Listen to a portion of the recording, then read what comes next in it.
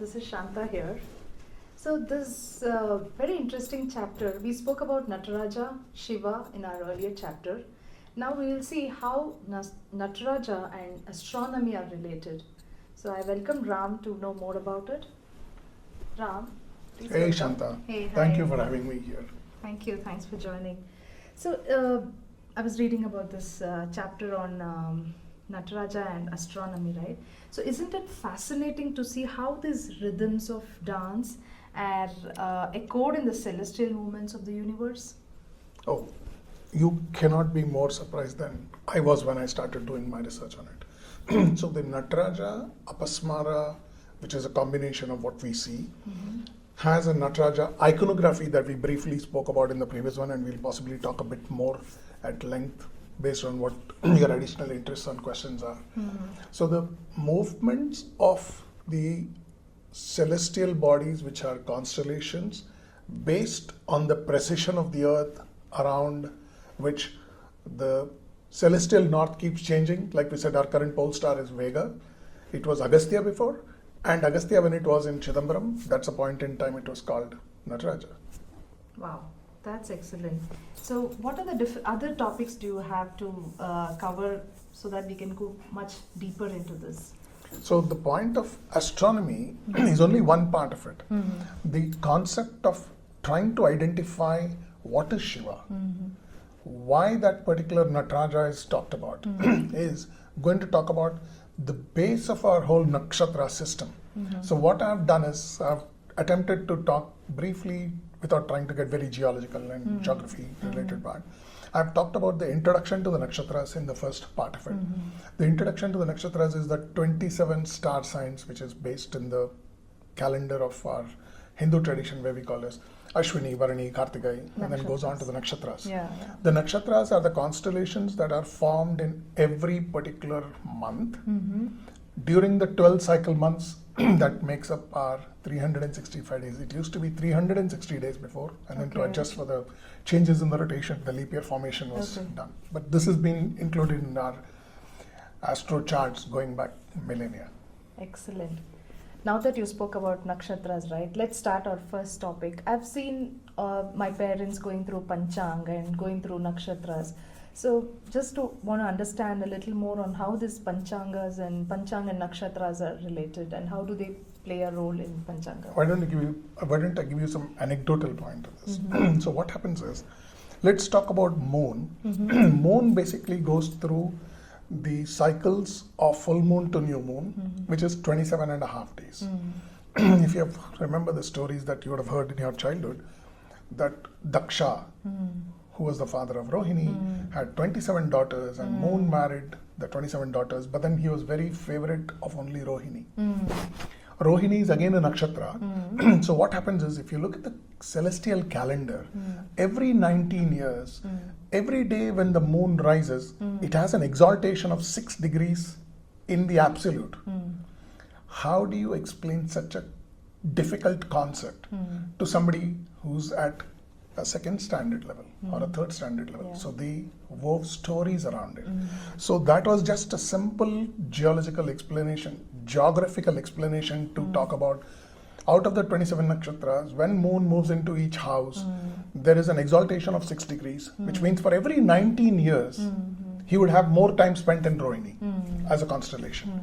And if you go back to the Panchang that you spoke about, if you remember the Kumbh Melas that are being done, Kumbh Mela has been done at the Sangam of Prayagraj, which is the Ganga, Jamuna and Saraswati. Saraswati is supposed to have dried up 2000 BCE, but then the paleo channels of that, visible from even the NASA related probes, suggest that Prayagraj was the point where it was done correctly. But why was it done every 12 years?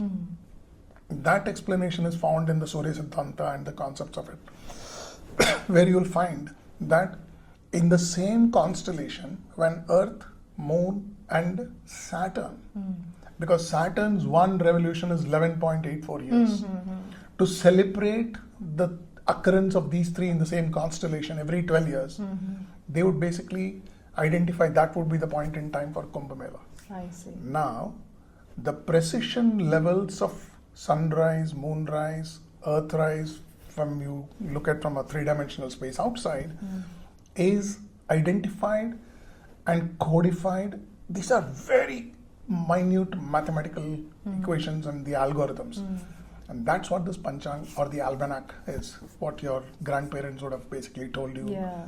And that's a very deep connection to how the cosmology works for it.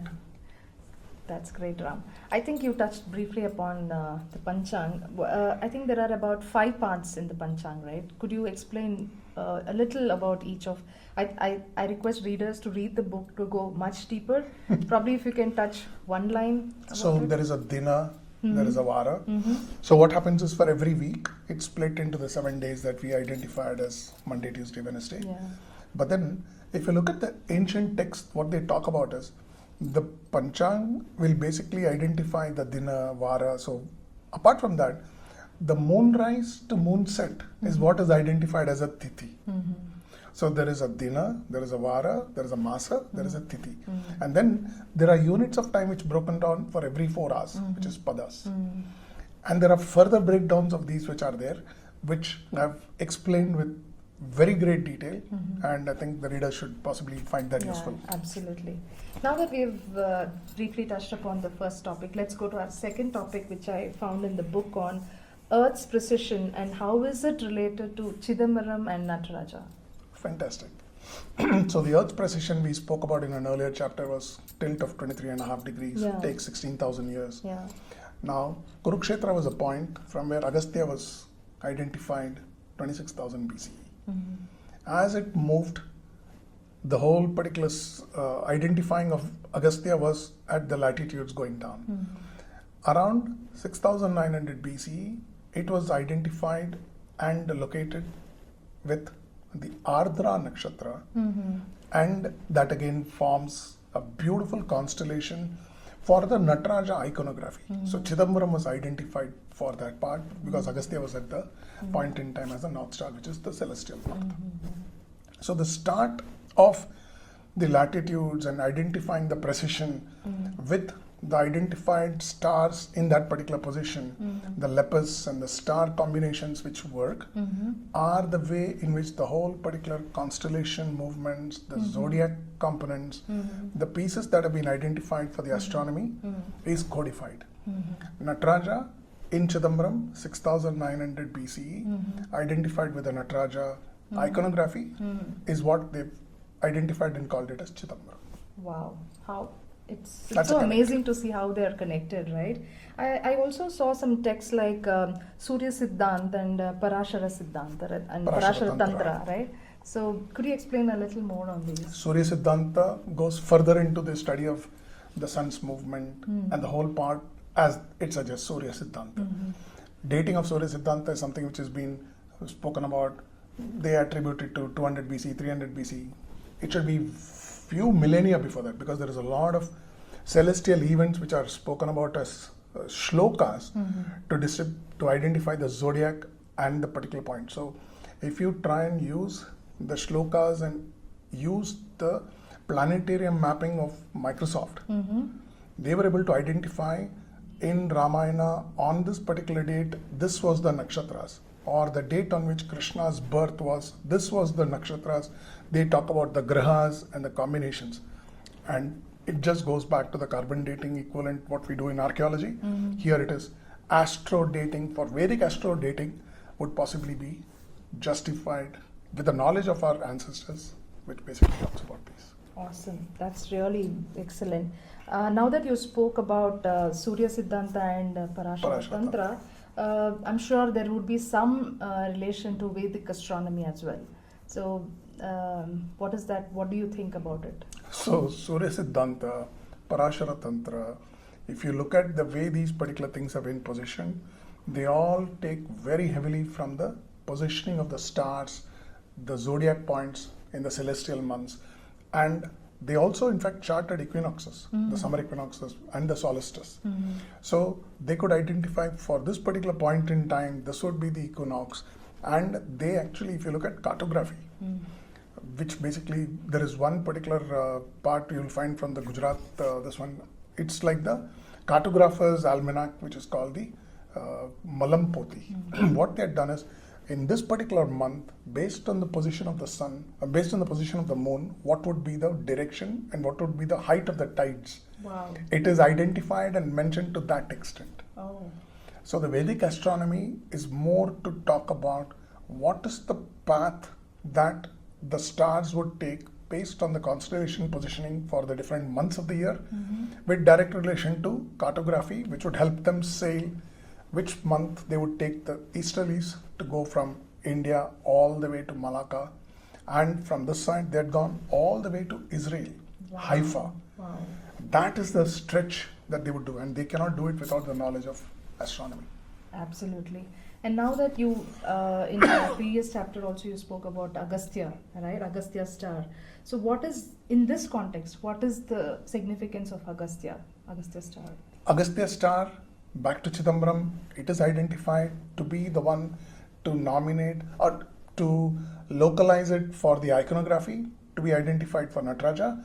And again, Nataraja is identified as a version of Shiva or a form of Shiva, and that's the attribution to the Natya Shastra, which then over a period of time got attributed to the dance in modern terminology to the Bharatanatyam part as well. Excellent, excellent.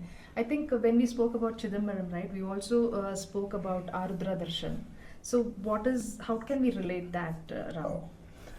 Arudra Darshan is, this happens on the first full moon after the festival for celebrating the first full moon after the month of Margari, and Kritika Purnima is basically the part of it. So that's more like early December, late December, depending on how the moon charts work.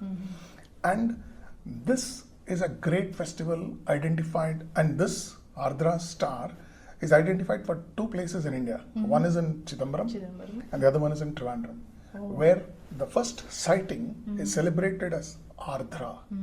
And the Ardra festival in Trivandrum is called as Tiruvadarai. So the way these particular festivals have been identified have basically astronomical significances, Vedic astronomy to be the part, but those are also the points in time where the moon will basically sway the tides and the winds blow towards the east from this point in time. All expeditions which took Indian kings and kingdoms to the southeast all coincided with the Arudra Nakshatra. On that night, you will find a lot of women and children assemble in the particular waters of it, and they put paper boats with small oil lamps or just lamps in that. This is to signify and commemorate the festivity of what would happen during the Kartika Purnami when they went through. So Ardra festival is one indicator of it, and Kartika Purnami is just to explain what happened in the historical sense of the word for that. Wow, that's amazing, Ram. Thanks for explaining all of those. And we also see, we spoke about mudras, right? So in this context, two mudras which come to my mind is Tripundra and Mrigashara mudra. So how do you connect these? So Tripundra, you've got a very interesting point there. If you look at the Shivalinga, you will find there are three horizontal lines which are identified. And those three identified lines have been codified into one of the mudras in the hastas, which is the Tripundra mudra. So it is just mind-boggling to know how our ancients had so much knowledge of it, and they identified the Tripundra to codify it and use it as one of the hasta mudras for it. Excellent. So that's the connect. Excellent. Thank you so much, Ram. So this has been very enlightening for me, Ram. I'm sure even for readers, this would have triggered a lot of curiosity to understand more on this chapter. So readers, please do read this chapter to understand more on what we just spoke about. Thank you, Ram.